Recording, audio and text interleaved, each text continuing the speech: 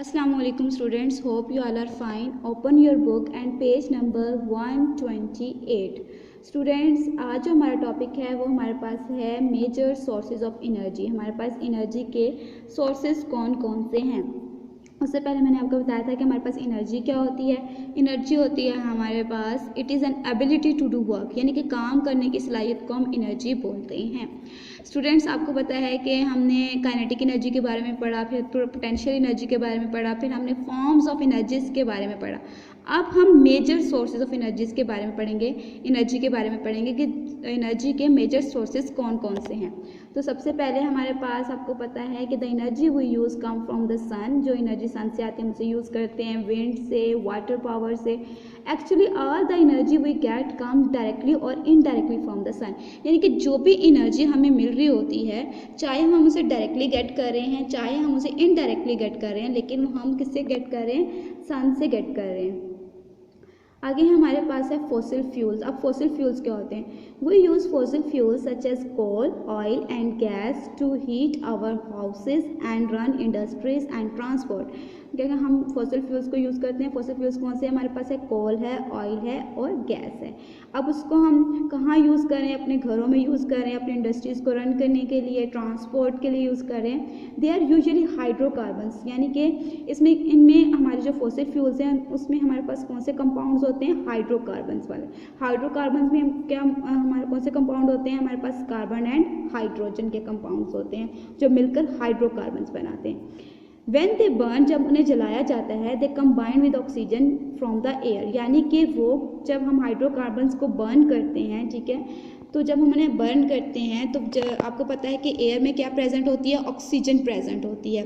Air में क्या present होती है? ऑक्सीजन प्रेजेंट होती है। अब वो ऑक्सीजन जो है वो कार्बन के साथ रिएक्ट करेगी, तो कार्बन बिकम्स कार्बन डाइऑक्साइड। तो कार्बन क्या बना देगा? कार्बन डाइऑक्साइड बना देगा, बिकम्स एंड और हमारे पास हाइड्रोजन ऑक्सीजन के साथ मिलेगा तो हाइड्रोजन ऑक्साइड कार्ड, जिसे हम वाटर भी बोलते हैं, ठीक है। Hydrogen oxide called water. While energy is release as the heat in the case of the coal. अब इसमें हमारे पास जो हीट एनर्जी रिलीज होगी, ठीक है, उसे हम फर्दर यूज़ करेंगे अपने होम्स में, अपनी जो इंडस्ट्रीज है उसमें, और हमारे पास उनको रन करने के लिए किसको? ट्रांसपोर्ट में यूज़ करेंगे, इंडस्ट्रीज़ को रन करने के लिए। अब देखिए, कार्बन जब ऑक्सीजन के साथ रिएक्ट करेगा तो हमारे पास क्या फॉर्म होगा? कार्बन डाइऑक्साइड और प्लस हीट एनर्जी। इसी तरह हाइड्रोकार्बन जो होंगे ऑक्सीजन के साथ रिएक्ट करेंगे तो हमारे पास carbon dioxide, water and heat energy. The fossil fuels took millions of years for their fermentation. उनके फॉसिल फ्यूल्स जो होते हैं वो मिलियंस ऑफ ईयर्स से जो है इनकी प्रिपरेशन के लिए उनको मिलियंस ऑफ ईयर्स लग जाते हैं।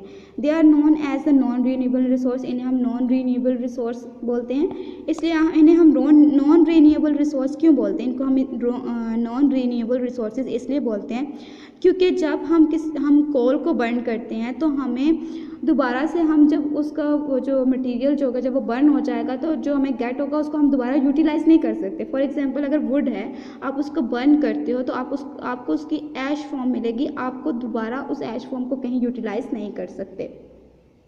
तो इसलिए से हम इन फॉसिल फ्यूल्स को हम नॉन रीन्यूएबल रिसोर्सेज बोलते हैं। Their use in increasing day by day. इनका इस्तेमाल दिन ब दिन बढ़ता जा रहा है। To meet our energy needs, जो हमारी एनर्जी नीड्स को पूरा कर रहा है।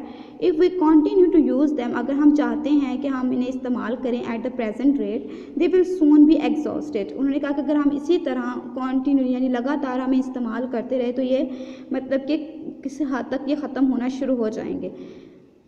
Once their supply is exhausted, the world will face serious energy crisis। अगर इनकी सप्लाई जो होगी अगर वो रुक जाए, यानी कि अगर फॉसिल फ्यूल्स हमारे पास लिमिटेड अमाउंट में रह जाएं, थोड़ी अमाउंट में रह जाएं, तो क्या होगा कि हमें बहुत सारी एनर्जी क्राइसिस का क्या करना पड़ेगा? सामना करना पड़ेगा।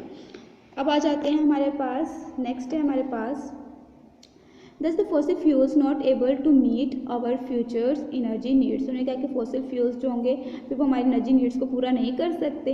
This would cause the serious social and economical problem, यानी कि ये बहुत ही हमारा सीरियस और इकोनॉमिकल प्रॉब्लम है for the countries like us. Therefore we must use wisely and the same time develop new energy source for our future survival। मैंने कहा है कि हमें इनका जो है वो बेहतरीन इस्तेमाल करना चाहिए। बेहतरीन मतलब कि हमें उनको बहुत ही अक्लमंदी से इस्तेमाल करें ताकि हम उसे अपने फ्यूचर के लिए उसको बचा सकें और फ्यूचर में हम न्यू एनर्जी रिसोर्सेज को जो है वो तलाश करें। अब आ जाते हैं इसके हमारे पास डिसएडवांटेजेस। अब इन फॉसिल फ्यूल्स के हमारे पास डिसएडवांटेजेस कौन कौन से हैं। Moreover fossil fuels release harmful waste.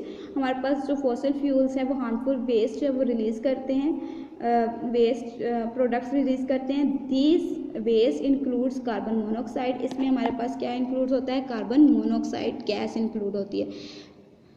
And other harmful gases which pollute the environment, जो इन्वायरमेंट को क्या कर देती है, पोल्यूट कर देती है, आलूदा कर देती है। This causes serious health problem, जिसकी वजह से हमारे पास बहुत ही सीरियस हेल्थ प्रॉब्लम्स होते हैं, such as headache, tension, nausea यानी कि जो आपका दिल ख़राब होता है वो, allergic reactions, irritation of eyes, nose and throat. ये सब हमारे पास किसकी वजह से होता है कि हमारे पास ये सिर्फ इसी वजह से होता है कि हमारे पास एटमॉस्फेयर में हमारे पास कार्बन मोनोऑक्साइड गैस प्रेजेंट होती है जो हमारी हेल्थ को बहुत ही नुकसान पहुंचाती है।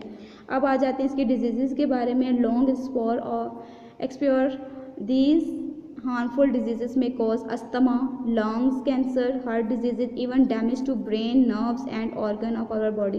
यानी कि ये हमारे पास जो है अस्थमा की वजह बनता है, सांस के जो हमारे मसले होते हैं, और लंग्स कैंसर का, हार्ट डिजीजेस का, और जो हमारे ब्रेन को भी डैमेज करते हैं, नर्व्स को and other organs of the body और हमारे जिस्म के दूसरे अज़ा को।